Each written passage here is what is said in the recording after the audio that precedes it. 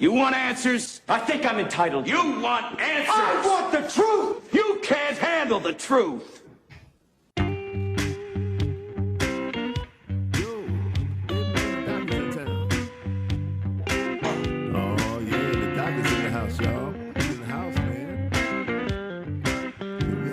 Listen to this, man. He got some good news for you. Hey, everybody, gather near. The doctor's in the house, so lend him your ear. The things he can say might even make your day. He might even help your pain go away. The doctor is in the house. The doctor is in the house. Let the doctor know what's bothering you. I'm sure he can tell you just what to do. The doctor is in the house. Hey, ladies and gentlemen, the doctor is in the house. Dr. Ron here on this beautiful day here in Southwest Florida for our episode number 520. Episode 520. And with an attitude of gratitude, I want to welcome you today and repeat what Socrates has said that, quote, I cannot teach anybody anything. I can only make them think. We have to remember that. And that's why we're here. My job is to make you think, especially on today's topic about farm fish. Well, hello, my wellness warriors, and welcome back to another episode. Now we're going to dive deep into the topic that matters most to your health today. And we do this generally. We pick topics that matter most to your health and well-being. So today we're going to tackle a subject that might just flip your fins. It's called farm fish. I know, play on words. Now, before you cast your lines into the murky waters of the supermarket aisle, thinking you're reeling in a catch of health, let's take a look at what's really swimming beneath the surface. You see, my fellow warriors, farm fish may seem convenient, eco-friendly as an option to your diet, but there's a dark side lurking in those crowded pens. There's pesticides, antibiotics, and toxic chemicals swirling around these captive fish like a menacing undertow, threatening not only their health, but potentially ours as well. But wait, it gets real. And again, pardon the pun. It gets heartbreaking. Did you know that countless fish meet their untimely demise in these cramped, artificial environments? They're stressed, sickly, swimming in circles. They are a far cry from the vibrant, free creatures that nature intended them to be.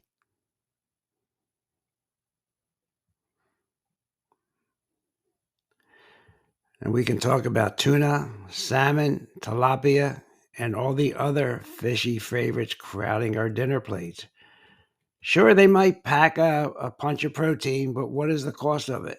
When compared to their wild-caught counterparts, farmed fish often fall short in the nutritional department, lacking the essential omega-3 fatty acids and other nutrients that make seafood such a powerhouse for our health. So let's navigate today a little bit through the choppy waters. The choppy waters of dietary decisions, and that is not all fish are created equal. You're going to have to start asking questions about your seafood suppliers. Your health, the health of our oceans depend on it. So I'm going to summarize some articles that have been written during the past couple of years from different authors. And what got me started on this today is a title of a recent article I saw.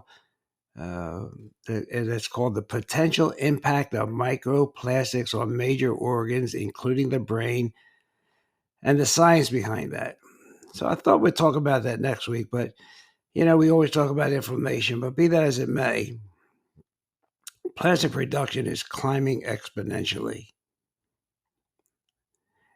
They estimate that people ingest 5 grams of plastic a week. And to put that in perspective, that's about the weight of a credit card.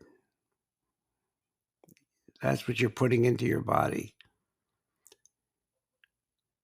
And they're pervasive.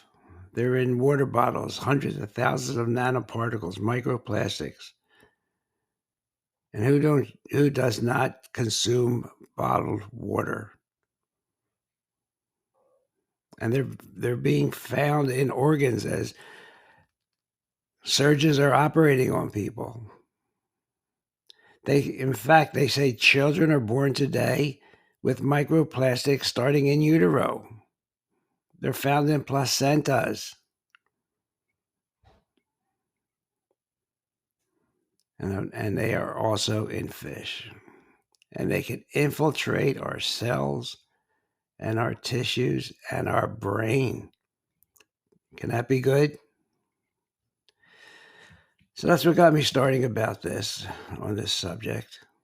And the other title that I saw that sparked my attention was Farmed Fish Eat Microplastics. So do people who eat the fish. And we're talking about farmed fish. But before we get into that study, let's just give you an idea of what Paul Greenberg said on a PBS documentary a couple years ago. He said, if you live in the United States, the average piece of fish travels more than 5,000 miles before it arrives on your plate. Around 90% of the fish consumed in the United States is imported, yet the U.S. exports around 1/3 of what we catch. And if this doesn't blow your mind and you might want to put duct tape around your head for this one, it's not unusual for a fish caught in America to be frozen whole, shipped to a country like China. There it is defrosted, deboned, and packaged using cheap labor, then refrozen and shipped back to the United States, where it is recorded as an import. That will get your cardio going. As much as 25% of all fish caught globally is sent to processing plants to be ground up and boiled down, then turned into fish oil or dried into fish meal that is used for animal or fish feed, fertilizer, and pet food. When he filmed this, Peru was providing 30% of the anchovies used worldwide to produce fish oil and fish meal.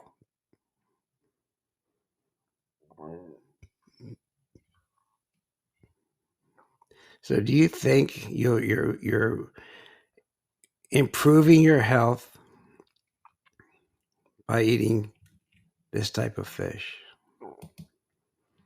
Fish farms are the water-based equivalent of land-based concentrated animal feeding operations.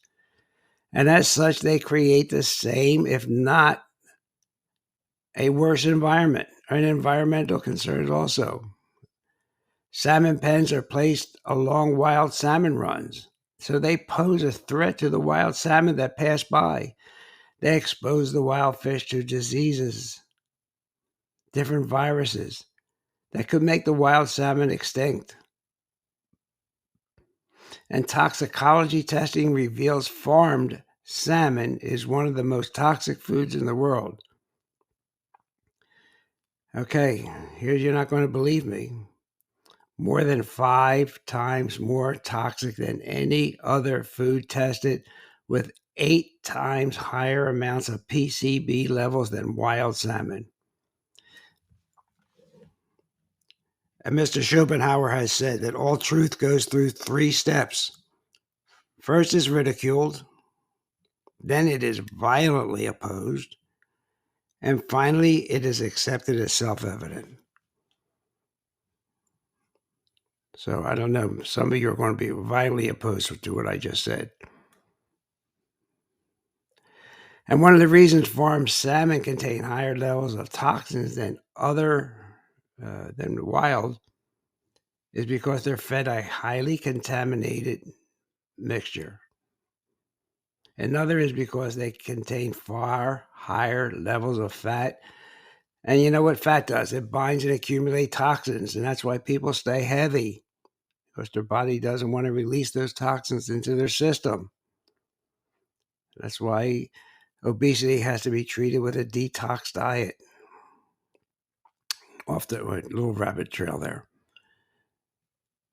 A chemical of particular concern found in farmed salmon, but not in the wild, is the ethoxyquin. It's a rubber stabilizer, a pesticide, preservative, and antioxidant, all in one. So rubber stabilizer, 1, 2, 3, 4, 4 in 1. And to top it off, it is a suspected carcinogen that damages our DNA.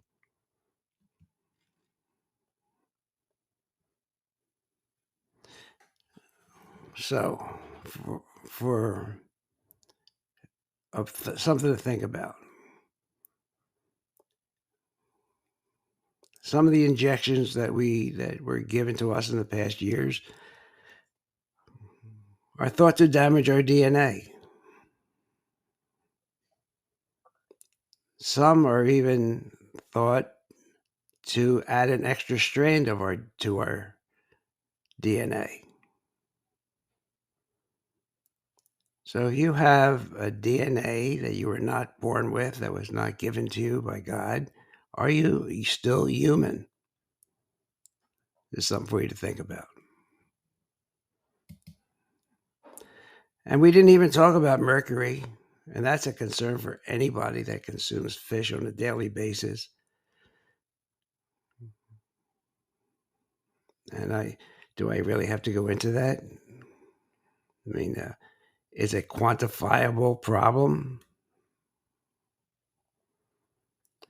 Well, here's one thing here. Research published in 2010 quantified the contributions to total mercury in the United States seafood supply by 51 different varieties of fish and shellfish. And they found that tuna was responsible for more than a third of Americans' total exposure to methylmercury.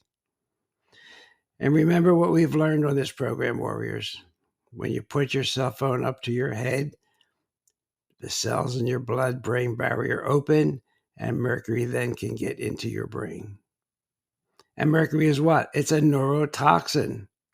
It wreaks havoc on your body and your brain.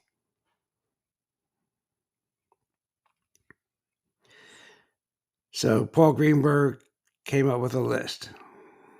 He says one of the worst farmed fish is farmed salmon.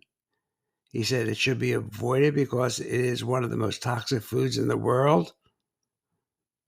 5 times more toxic than any other food product tested. It contains about half the omega-3 levels of wild salmon. Is often fed a genetically modified diet of corn and soy products.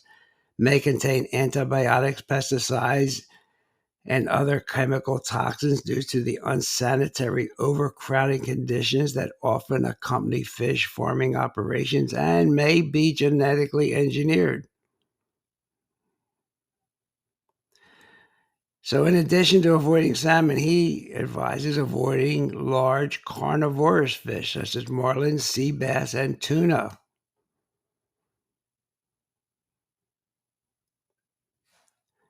So I think, we have to rethink that Atlantic salmon. Atlantic is a copyrighted word that is used for farmed salmon.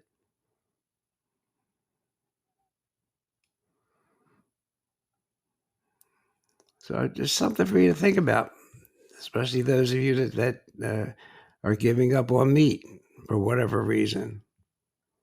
So your farm fish may seem like a good idea at first. But when you think of these farm fish as concentrated animal feeding operations, like they used to raise fowl Think about what that does to those fish. Horrible conditions.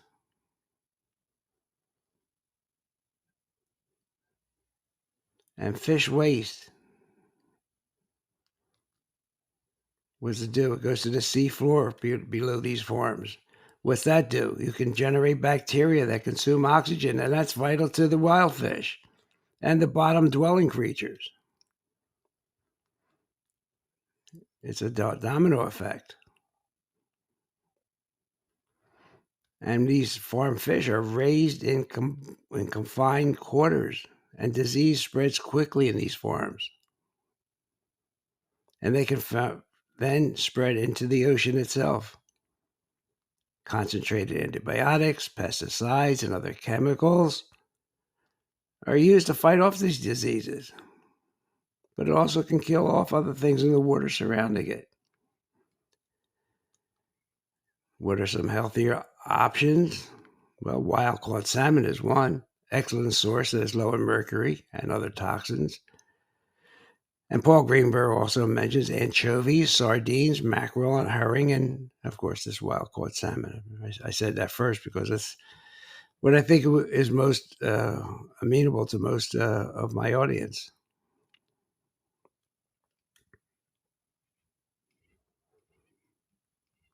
Did you ever think you'd hear that? That farmed salmon is junk food?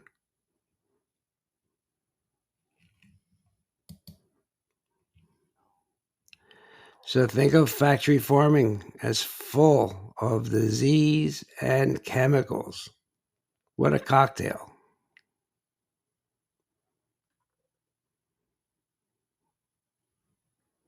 And, for the fish, too, it's no holiday. Record levels of mortalities are uncovered in fish farms.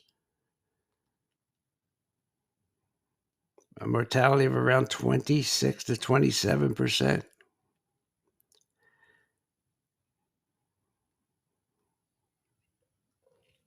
It's not good for us. It's not good for the fish.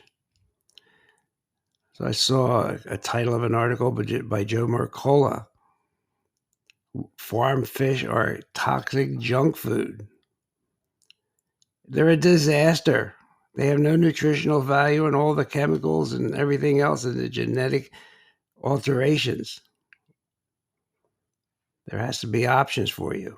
Well, the options are wild caught, of course.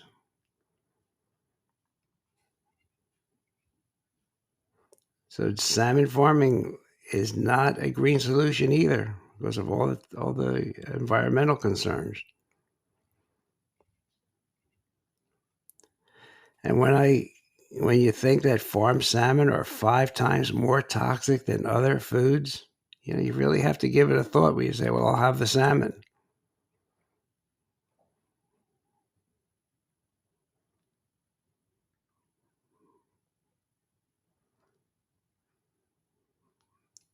Well, these fish farms, ladies and gentlemen, are toxic, very toxic, because the feed is toxic also. I'm not going to get into it, but if you're interested in getting deeper into this subject, you could study about the toxicity coming from the manufacturing process of the pellets that these fish are given. It's a disgrace. And remember about the 4-in-1, ethoxyquin. Originally developed as a pesticide.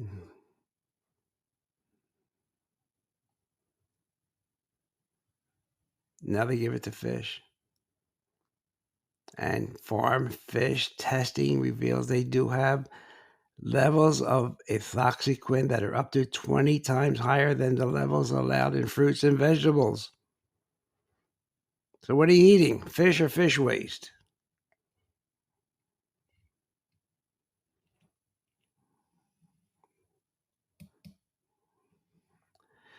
Beside all the plastics. Fish meal has its core ingredient in fish feed given to farm seafood, but it has plastics. Fish feed is made from a variety of ingredients beside fish meal.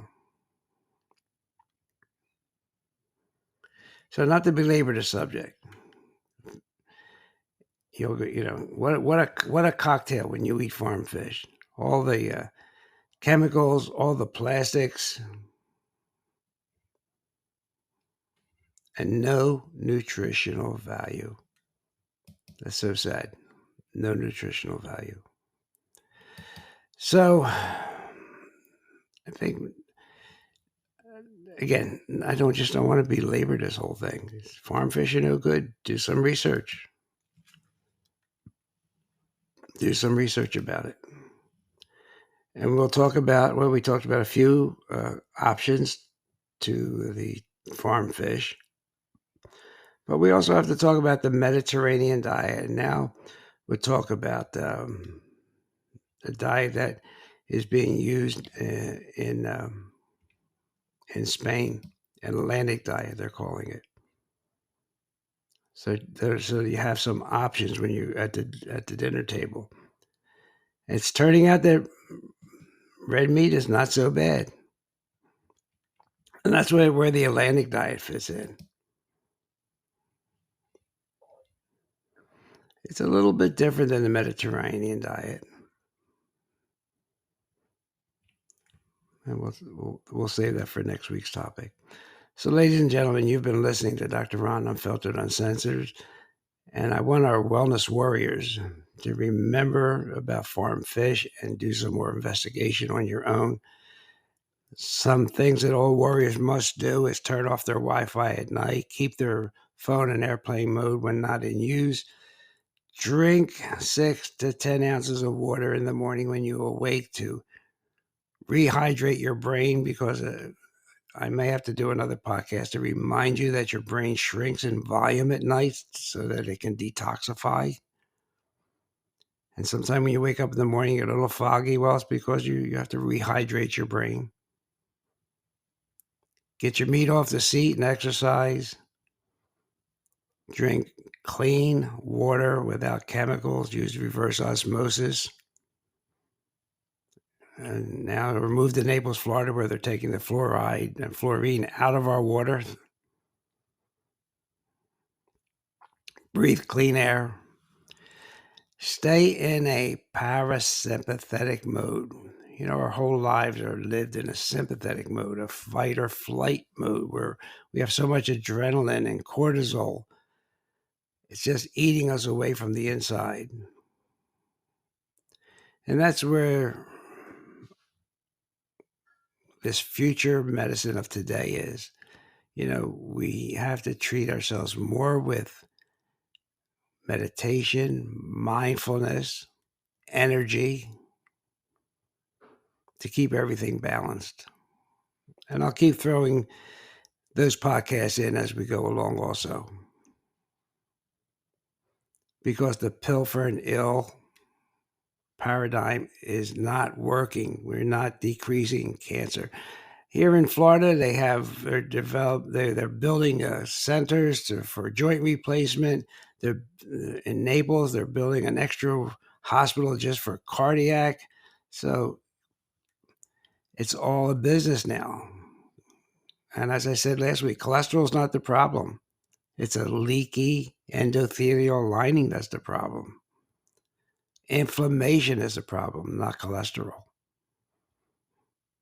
So we got to get back from the big pharma industrial complex, who are probably running most of our government right now, bringing drugs to market without adequate testing, bringing all kinds of products to market, and letting the American public be the placebo or the test group, and those that don't take it are the control group. In other words, they're trying all kinds of stuff on us. We're an experimental pack of human beings, and they have no liability. They've been able to put that into law, especially with vaccines, no liability for any harm. So we all have to stay awake. We have to stay awake from the moment we get up in the morning. We have to thank God for letting us live in this great country, and we have to try and keep it that way.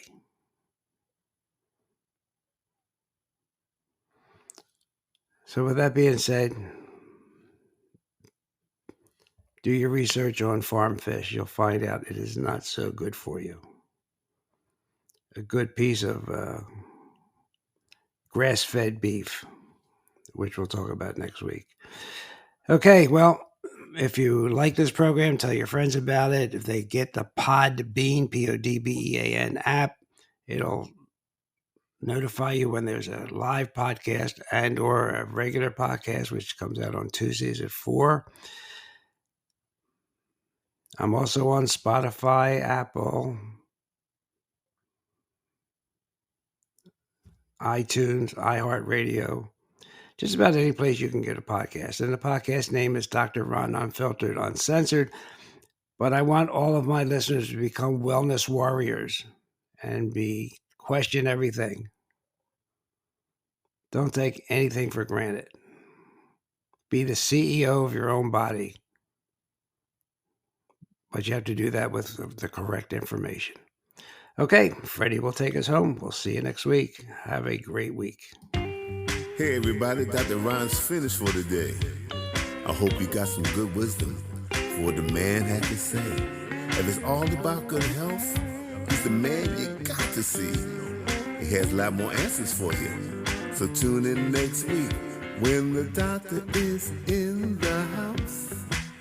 Or when the doctor is in the house. And let the doctor know what's bothering you. When the doctor is in the house. The doctor is in the house. The doctor is in the house. And let the doctor know what's bothering you. I'm sure he can tell you just what to do. The doctor is in the house. The doctor is in the house. Let the doctor know what's bothering you. When the doctor is in the house. So if you have a pain, call the doctor. If you have a strain, call the doctor. And let the doctor know what's bothering you. Or when the doctor is in the house. The doctor is in the house. See you next week.